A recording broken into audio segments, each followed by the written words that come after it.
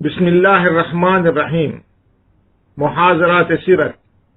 عظیم دانشور عالم و محقق ڈاکٹر محمود احمد غازی صاحب، سابق وائس چانسلر عالمی اسلامی یونیورسٹی اسلام آباد کے علم سیرت نبی صلی اللہ علیہ وسلم کے موضوع پر دیے ہوئے 12 خطبات اہل بھٹکل کے ویب سائٹ bhatkalis.com اور urduaudio.com میں پیش کیے جا رہے ہیں۔ سماعت فرمائیے اس سلسلے کا چوتھا خطبہ۔ بسم اللہ الرحمن الرحیم، نحمده ونصلی علی رسولہ الکریم وعلی آلہ واصحابہ اجمعین۔ قابل احترام صدر جلسہ جناب پروفیسر ڈاکٹر انیس احمد، قابل احترام جناب ڈاکٹر احسن زمان صاحب، محترم جناب امیر البحر افتخار احمد سروہی، برادران محترم، خواہران مکرم، آج کی گفتگو کا عنوان ہے سیرت نبوی کے مناہج و اسالیب۔ سیرت نبوی کے مناہج و اسالیب پر گفتگو کرنے سے پہلے یہ بات عرض کر دینا مناسب معلوم ہوتا ہے کہ سیرت نبوی پر جو کچھ لکھا گیا ہے، اور کل ہم نے دیکھا کہ اس میں سب سے پہلے لکھنے والے صحابہ کرام ہیں، حضرت براء ابن عازب رضی اللہ تعالیٰ عنہ، عبداللہ ابن عمر ابن العاص رضی اللہ تعالیٰ عنہ، حضرت ابو ہریرہ اور دوسرے متعدد صحابہ کرام کے زمانے سے جو چیز لکھی جانی شروع ہوئی اور آج تک مسلسل لکھی جا رہی ہے، جس کی تعداد کا اندازہ کوئی نہیں لگا سکتا، لاکھوں صفحات لکھے گئے ہیں، کروڑوں لکھے گئے ہیں، ہم نہیں کہہ سکتے، صرف اللہ تعالیٰ کو اس کا علم ہے کہ کتنا لکھا گیا ہے، کتنا لکھا جا رہا ہے اور آئندہ کتنا لکھا جائے گا۔ اس لیے اس سارے ذخیرے کو جو لامتناہی ہے، متعین اسالیب میں تقسیم کرنا بڑا دشوار ہے۔ یہ ممکن نہیں ہے کہ ہر تحریر کو کسی متعین اسلوب یا متعین منہج یا میتھڈالوجی کے تحت رکھا جا سکے۔ جب ہم منہج یا میتھڈالوجی کی بات کرتے ہیں تو ہماری مراد یہ نہیں ہوتی کہ سیرت کے سارے ذخائر کو متعین مناہج کے تحت لایا جا سکے گا، بلکہ صرف مراد یہ ہے کہ سیرت نگاری میں جو شخصیات بہت نمایاں رہی ہیں، جن کا کام بہت غیر معمولی ہے، ان میں بڑے بڑے مناہج اور بڑے بڑے اسالیب کون کون سے تھے، کس انداز اور کس اسلوب سے بڑے بڑے لوگوں نے سیرت نگاری کی۔ ان اسالیب کی تعداد جتنی بھی ہوگی، کتنی ہی غور و خوض سے ان اسالیب کو وضع کیا جائے، ان مناہج کو متعین کیا جائے، پھر بھی سیرت لٹریچر کا بہت بڑا حصہ ایسا رہے گا جو مناہج و اسالیب کی اس حدود اور دائرہ کار سے باہر ہوگا۔ اس پر غور کر کے نئے اسالیب تجویز کرنے پڑیں گے، نئے مناہج تجویز کرنے پڑیں گے، پھر بھی وہ ذخیرہ اس دائرے سے باہر رہے گا۔ اس کی وجہ یہ ہے کہ مناہج اور اسالیب کا تعین جو شخص بھی کرے گا، وہ ایک فرد کرے یا بہت سے افراد کریں، وہ چند افراد کی فہم و بصیرت کے مطابق موضوع کا احاطہ کرنے کی ایک کوشش ہوگی۔ جبکہ میں پہلے دن کی گفتگو میں یہ گزارش کر چکا ہوں کہ سیرت النبی ایک ایسا لامتناہی سمندر ہے جس کی حدود کا، جس کی گہرائی اور گہرائی کا کوئی اندازہ نہیں کر سکتا، اس لیے کہ یہ قرآن ناطق کی سیرت ہے، اور جیسا کہ قرآن صامت کے بارے میں فرمایا گیا کہ لا تنقضی عجائبہ، اس کے عجائب و غرائب کبھی بھی ختم نہیں ہوں گے، اسی طرح سے سیرت کے نئے نئے پہلو سامنے آتے جائیں گے اور سیرت کی عظمت کی نئی نئی معنویت ہمارے سامنے روشن ہوتی چلی جائے گی۔ اس لیے تمہید کے طور پر یہ بات عرض کر دینا ضروری ہے کہ سیرت کے مناہج اور اسالیب کے بارے میں جو بھی گفتگو ہے، وہ سیرت کے ایک حصے کے بارے میں ہے، سیرت کے اہم حصے کے بارے میں ہے، پورے سیرت کے ادب کے بارے میں نہیں ہو سکتی۔ دوسری بڑی اور بنیادی بات یہ ہے کہ یہ اسالیب بہت متعین اور واضح نہیں ہے ایسا نہیں ہے کہ سیرت نگار نے پہلے ایک اسلوب اپنے ذہن میں متعین کیا ہو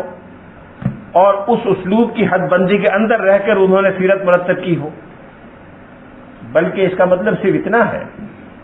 کہ جس شخصیت نے سیرت نگاری کے لیے قلم اٹھایا ان کا اپنا پس منظر تھا. کیا وہ محدث تھے؟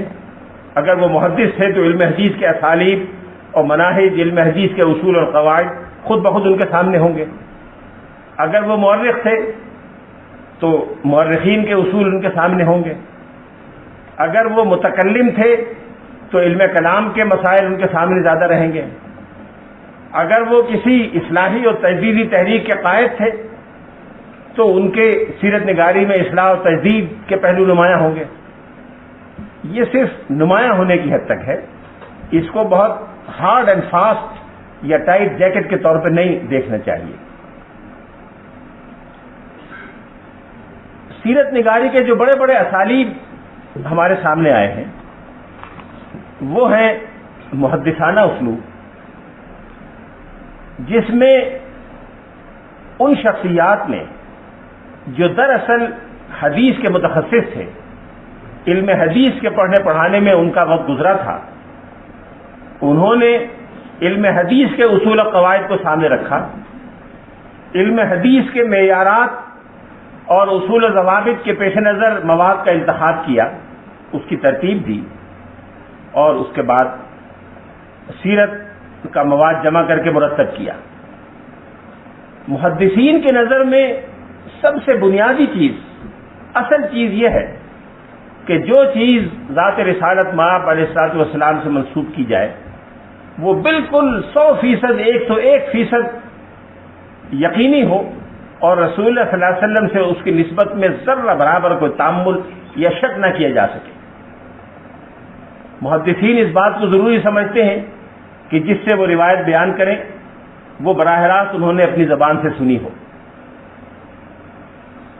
نہ صرف سنی ہو بلکہ سننے کی کیفیت بھی محدثین بیان کرتے ہیں. جو لوگ حدیث کے طلبہ ہیں وہ یہ جانتے ہیں کہ محدث جب کوئی حدیث بیان کرتا ہے تو وہ یہ بھی واضح کرتا ہے کہ جب شیخ حدیث بیان کر رہے تھے تو کیا میں تنہا سننے والا تھا یا اور لوگ بھی میرے ساتھ تھے. یہ بات بھی واضح ہوگی. میں ان کو پڑھ کے سنا رہا تھا، وہ میری تصدیق کر رہے تھے، یا وہ پڑھ کے سنا رہے تھے میں سن رہا تھا، یا کوئی اور پڑھ کے سنا رہا تھا، محدث سن رہے تھے اور میں بھی وہاں موجود تھا. ان سب کے لیے الگ الگ اصطلاحات ہیں. امام مسلم کی اصطلاحات سے جو لوگ واقف ہیں ان کو پتا ہے کہ امام مسلم جب کہتے ہیں کہ حدثنا فلان، حدثنا قتیبہ ابن سعید، تو اس کے معنی یہ ہے کہ قتیبہ ابن سعید پڑھ کے سنا رہے تھے اور میرے علاوہ بھی کئی لوگ موجود تھے، اس لیے کہ صیغہ جمع ہے. اگر وہ کہیں کہ حدثنی قتیبہ ابن سعید تو اس کے معنی یہ ہوں گے کہ میں تنہا وہاں بیٹھا ہوا تھا اور قتیبہ ابن سعید مجھے سنا رہے تھے. اگر امام مسلم کہیں کہ اخبرنا قتیبہ ابن سعید تو اس کے معنی یہ ہوں گے کہ بہت سارے لوگ بیٹھے ہوئے تھے، امام مسلم پڑھ کے سنا رہے تھے، لوگ اپنی یادداشتوں میں نوٹ کر رہے تھے. اگر وہ کہیں کہ اخبرنی قتیبہ ابن سعید تو اس کے معنی ہوں گے کہ میں تنہا بیٹھا ہوا تھا، امام مسلم حدیث کی تلاوت فرما رہے تھے، میں لکھ رہا تھا. اگر وہ کہیں کہ اخبرنا قتیبہ ابن سعید قراءۃ علیہ وانا اسمع تو اس کے معنی یہ ہوں گے کہ کوئی اور پڑھ رہا تھا، امام مسلم سن رہے تھے اور اس کی تلاوت اور صحت کی تصدیق کر رہے تھے، میں بھی وہاں موجود تھا. بعد میں انہوں نے مجھے بھی اجازت دی کہ تم بھی اس کی روایت کر سکتے. یہ تو پہلا اسٹیج ہوا. اخیر تک سارے اسٹیجز میں یہ بات ہوگی. جس نے بیان کیا وہ انتہائی سچا انسان ہو، بالاتفاق ہونا چاہیے،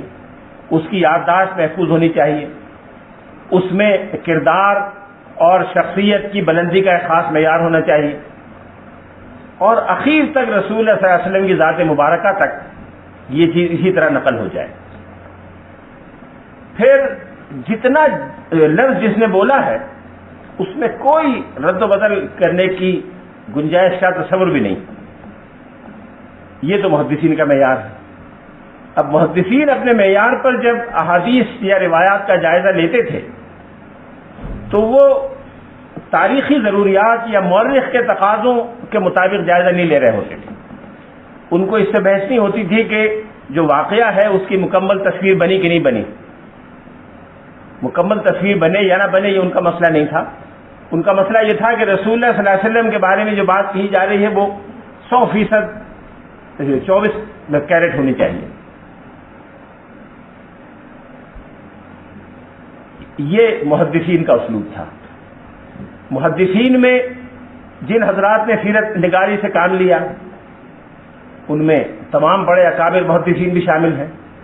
اس اعتبار سے کہ حدیث کے ہر مجموعے میں سیرت سے متعلق ابواب الگ سے موجود ہیں. جہاد کے ابواب ہیں، مغازی کے ابواب ہیں، سیر کے ابواب ہیں، رسول اللہ صلی اللہ علیہ وسلم کے خاندان سے متعلق ازواج مطہرات کے ابواب ہیں، صحابہ کرام کے ابواب ہیں، ہجرت سے متعلق مباحث ہیں. یہ ساری روایات محدثین نے مختلف ابواب میں جمع کر دی. اس سارے ذخیرے کے بارے میں جو مستند کتب حدیث میں ہے، ہم یہ تو کہہ سکتے ہیں کہ بالکل 100% صحت اور سند کے ساتھ یہ ساری معلومات ان کتابوں میں موجود ہیں، مثلا بخاری میں یا مسلم میں یا کسی اور کتاب میں. لیکن اگر آپ یہ جاننا چاہیں کہ مثلا ہجرت کا واقعہ کیسے پیش آیا تو آپ کو کسی حدیثی کتاب میں یکجا نہیں ملے گا. کل میں نے مثال دی تھی کہ مثلا اگر محدث بیان کریں گے تو ایک واقعے کو ہو سکتا ہے کہ 4 راویوں سے ملا ہو تو وہ 4 احادیث میں الگ الگ بیان کریں گے. پھر ایک محدث کی نظر میں حدیث کی جو تعداد ہے وہ متن یا ٹیکسٹ کے اعتبار سے نہیں ہوتی بلکہ سند کے اعتبار سے ہوتی ہے. مثال کے طور پر اگر ایک محدث مثلا امام بخاری یا امام ترمذی یا کسی اور کو یہ بات پتہ چلی ہو کہ حضرت اسماء بنت ابی بکر نے اپنا پٹکا کھول کر اس کے 2 حصے کیے، ایک سے ناشدان باندھا، ایک سے دودھ کی مشک باندھی، یہ بات اگر ان کو 6 اساتذہ سے پہنچی ہو تو وہ اس کو 6 حدیثیں شمار کریں گے، اس کو 6 جگہ بیان کریں گے. امام مسلم کا آپ دیکھیں کہ وہ ایک ایک متن کو 4 5 6 راویوں سے بیان کرتے ہیں تاکہ یہ بات ثابت ہو جائے کہ یہ بات میں نے مصر میں فلاں استاد سے سیکھی، نیشاپور میں فلاں استاد سے سیکھی، بغداد میں فلاں سے سیکھی، اور اس پورے علاقے میں پوری دنیا اسلام میں جو جید ترین اساتذہ احادیث بیان کر رہے تھے وہ اس کو انہی الفاظ میں بیان کر رہے تھے. یہاں تک کہ محدث اس بات کا بھی اہتمام کرتا ہے، امام بخاری، امام مسلم، ابو داؤد، کسی کی بھی کتاب اٹھا کے دیکھیں تو اگر امام مسلم کے 2 استاد تھے مثلا، ان 2 استاد کے بھی 2 استاد تھے اور ان دونوں استاد کے ایک استاد مشترک ہوں تو ہو سکتا ہے کہ کسی ایک لفظ میں کہیں کوئی جزوی فرق واقع ہو جائے. انہوں نے ایک لفظ کی جگہ مترادف لفظ دوسرا بول دیا ہو. ایک واقعے کو بیان کرنے میں رسول اللہ صلی اللہ علیہ وسلم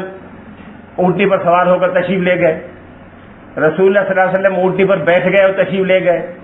رسول اللہ صلی اللہ علیہ وسلم نے روانگی کے لیے اونٹنی استعمال فرمائی. اردو زبان میں یہ 3 الفاظ ہو سکتے ہیں. امام مسلم یہ بیان کریں گے کہ یہ الفاظ یہ کون سے استاد کے ہیں. حدثنی فلان ابن فلان فلان عن فلان ابن واللفظ له، یہ لفظ یہ ورژن فلاں استاد کا ہے. یہ محدثین کا اسلوب ہے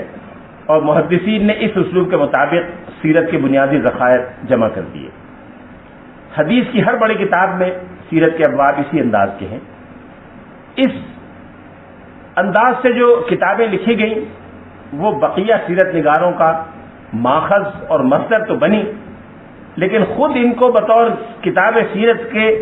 عامت الناس میں زیادہ مقبولیت حاصل نہیں ہوئی. اس کی وجہ یہ ہے کہ جو حدیث کا استاد یا طالب علم ہے یا متخصص ہے وہ تو اس اسلوب سے مانوس ہے اور اس اسلوب